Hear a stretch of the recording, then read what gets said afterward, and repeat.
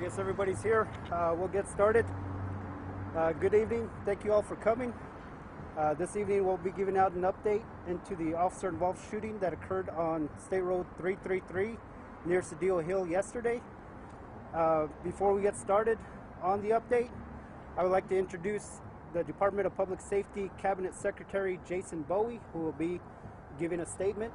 After the statement, our New Mexico State Police Chief Tim Johnson will be giving us the update.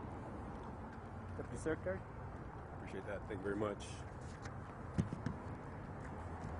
Thank you all for coming. I really appreciate you being here, showing interest in this today. I'd like to start with just a few opening remarks before I will turn over to Chief Johnson. As has been said, he will give you an update on the officer's condition, progress that we've made on the investigation so far. There will be a separate press conference that we will have on Monday.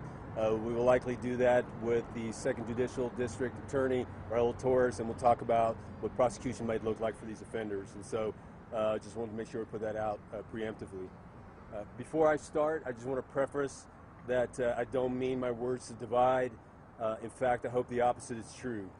I hope to express the urgency that is needed and the opportunity that we have to work together on the issues that are facing our community.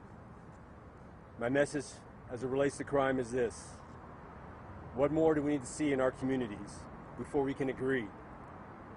How many chances are we going to give criminals who are preying on our communities at every opportunity? Crime is rampant in New Mexico, and particularly so in the metro area. Our citizens don't feel safe, and little is put into action by some. A New Mexico State police officer nearly lost his life yesterday.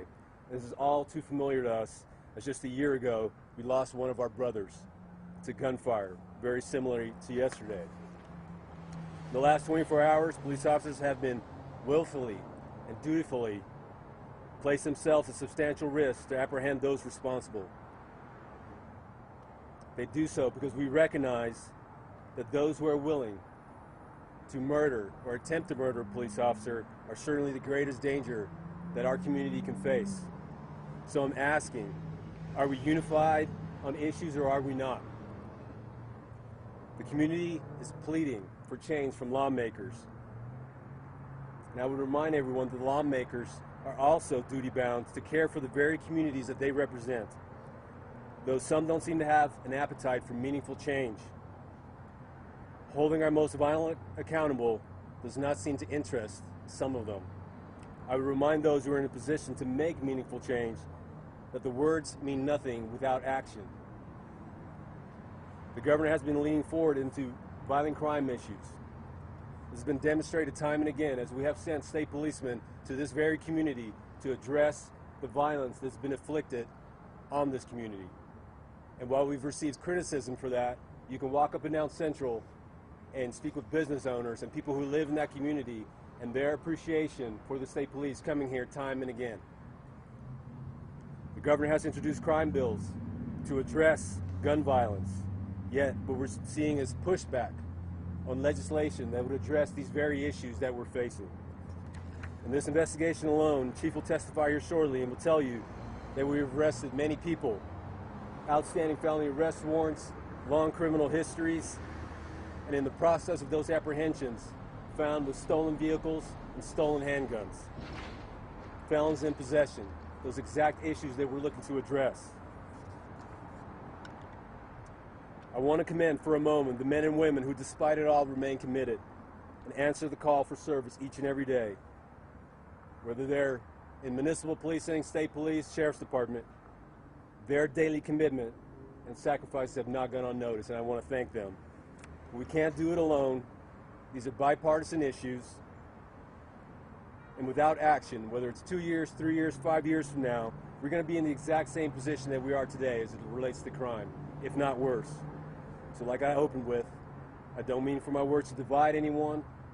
I urge people to find common ground on these actions that is needed to address violent crime. Appreciate you hearing me. I certainly hope we can come together and make the change that people here deserve and expect. I'll turn it over to Chief Johnson, and then when he's done, we'll stand for questions or any concerns that you have. Chief.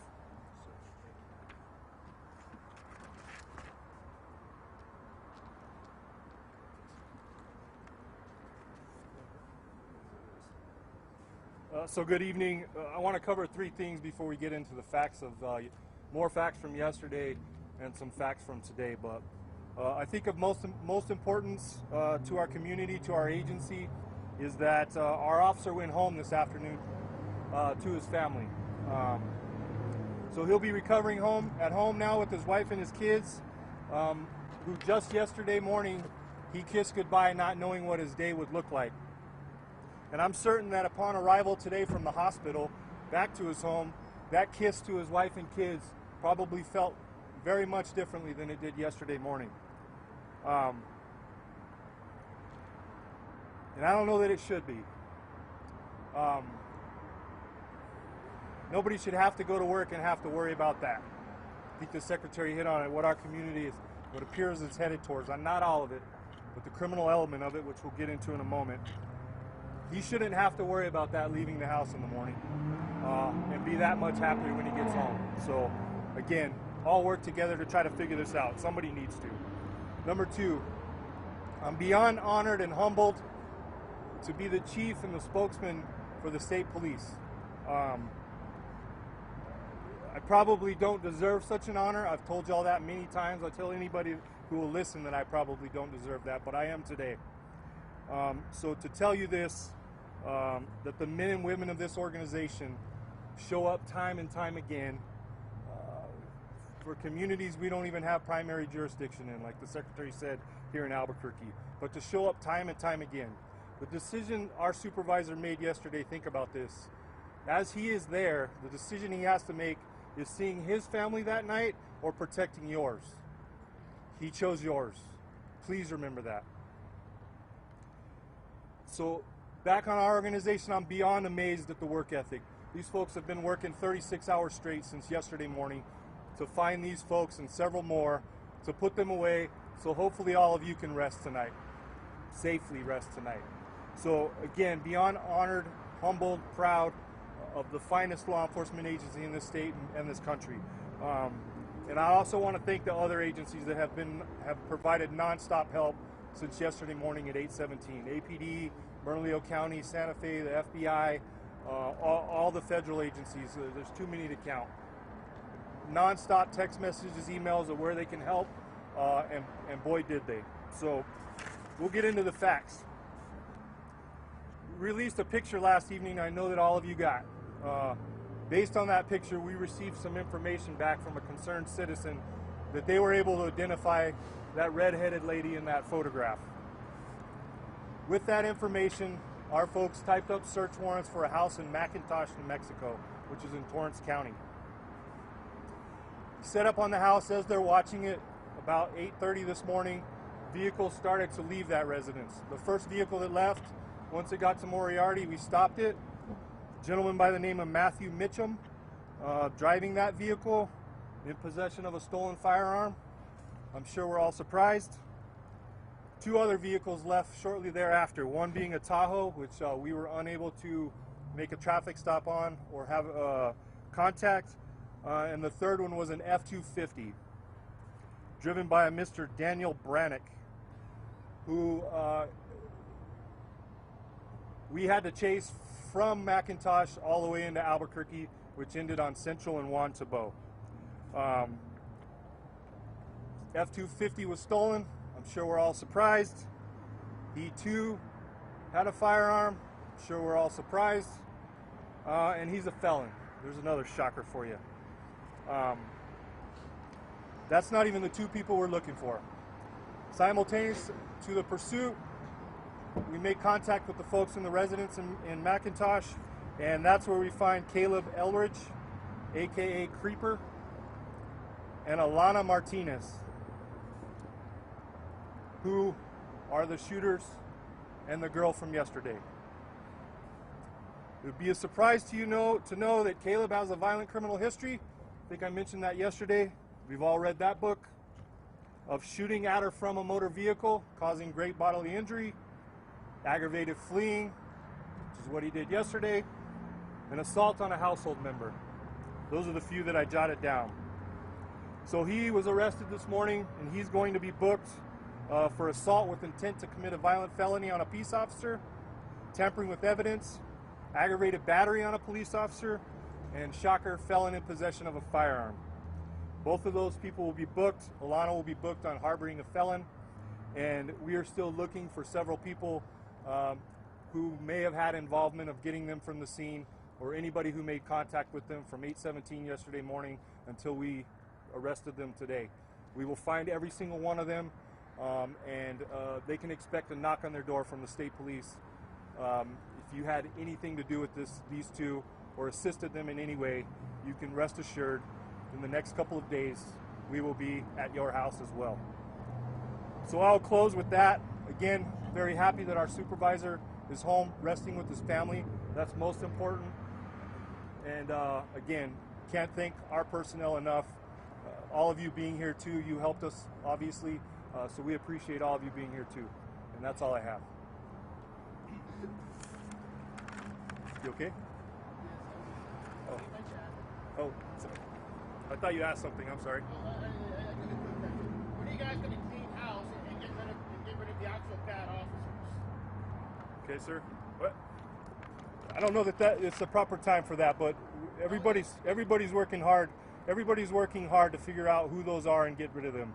There's a process in place that we're trying to follow. I will tell you, sir, that although none of us are perfect, we are doing the best we can. I didn't say perfect. I said when are you guys going to clean house, because there's been countless times of various departments across the country saying we have investigated ourselves and found no wrongdoing. And people like me are tired of that. Yes, sir. So that's what I'm getting at, sir. Well, I appreciate your question. I can't answer questions in generalities, but I told you we have a process. Again, none of us are perfect. We make mistakes. We try to deal with those as they come up, and I think this organization does a pretty damn good job of it. Chief Johnson? Yes. The home that you guys were in Mcintosh, is that a relative of Alana, or how is that related to this group? I didn't get that detailed of briefing. I know that they both live there, though. Chief, I just want Yes, to sir. confirm here, they were arrested at Warner Lane, at the residence, correct? If that's the name of it, yes, sir. The one in Mcintosh? Yeah. Yes. In regards to those two people that you said they were in vehicles and they were found, what was kind of their involvement? Did they kind of give you any other information in regards to the suspects that were arrested, or what was kind of their involvement? You brought up those two names of those people driving those vehicles. I don't know that they were involved in the situation yesterday, but they were leaving that house. We had a search warrant for it, so we needed to make contact with them to make sure that they weren't our suspects. Gotcha. Armed, stolen cars. Exactly. Go figure. At around 12:30, one of our crews saw coming into this building, police escort a woman who matched the description of Alana. Just want to confirm, was that Alana? Do you have any information on that? We have some video that we sent in to you guys. Yeah. Can I confirm it after? I don't want to give you bad info, but yeah, I would imagine.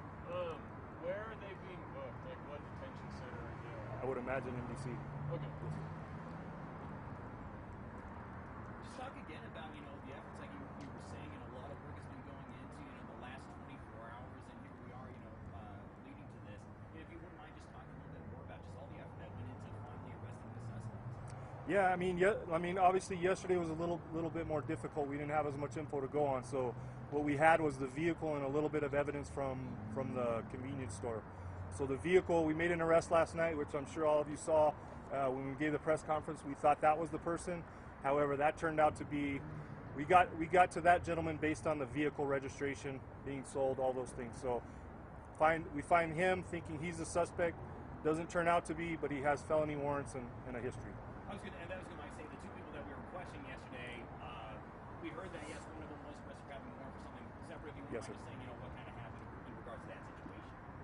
With him, Yeah, with him and then the other female, I believe. was also- the female after being detained was cut loose once we determined she wasn't involved. Gotcha. But the man was arrested, like you said, separate. On a separate warrant, yes, sir. Gotcha. Chief, the gun that was found on Matthew's person, does that have any relation to the crime, to the shooting? Into the what, sir? To the shooting of the officer? We're gonna have to run the evidence is gonna have to be submitted, and they'll figure out if it is or it isn't. I mean, I think we finished with 3 or 4 firearms, if I'm not mistaken. I'm hoping one of those is it, kind of to make this case bulletproof, or button it up as high as we can, as tight as we can. Are you releasing the officer's name yet? No, sir. Our usual protocol is once the officer is interviewed, then we release the name. Chief, is there any mugshot for Alana at all? Do we have any mugshot of Alana or Caleb? One will be a press release will be out right after this. Will that press release also have two suspects? Between the two suspects. Yes. Quick question. The male suspect from yesterday, did he You're gonna have to step up here. I'm so sorry. Sorry. Yeah, we have an awesome place right here. The male suspect from yesterday, did he sell the car to the shooter? Is there any connection in that aspect? I mean, I don't want to get into the exact facts of that just yet, but yeah, there's a link. There's a link between the vehicle and the suspect we arrested yesterday. And then the individual that was arrested on the separate warrant, do we have his name? From last night? From last night, yes. We're talking about the same person. Okay. It was Mr. Torres. Yes. Yeah, so he's linked to the car, and he had a separate felony warrant. Okay. Did the supervisor have a lapel cam on during this whole? Yes. Will that be released at a different? Yes. At a different time. Also, what about the security footage? Will the full security footage of inside the gas station? I think we were able to retrieve that last night. We have. The screenshot. Yeah, we have the screenshots. I think we have maybe the hard drive. We're trying to get the video off. Gotcha. Any idea maybe when that lapel video might be released? No. Chief, was there any resistance to arrest for Alana? I didn't get into. I didn't get briefed down that far, so I'm not sure, sir. I'm sorry.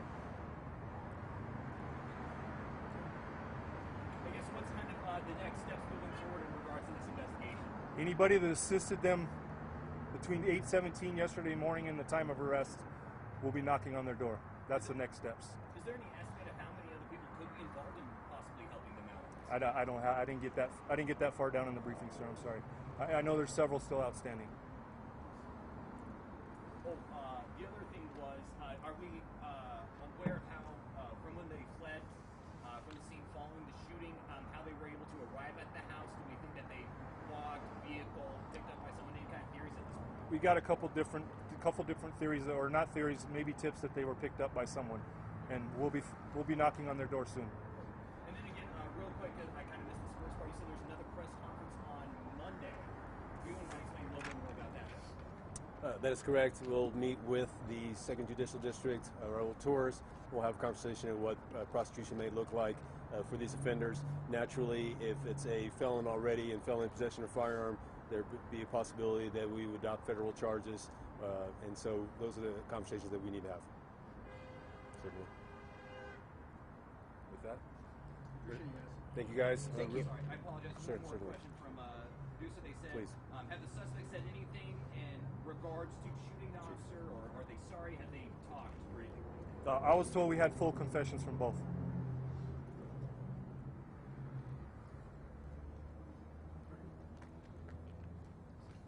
Thank you very much. Thank you, guys. Appreciate it.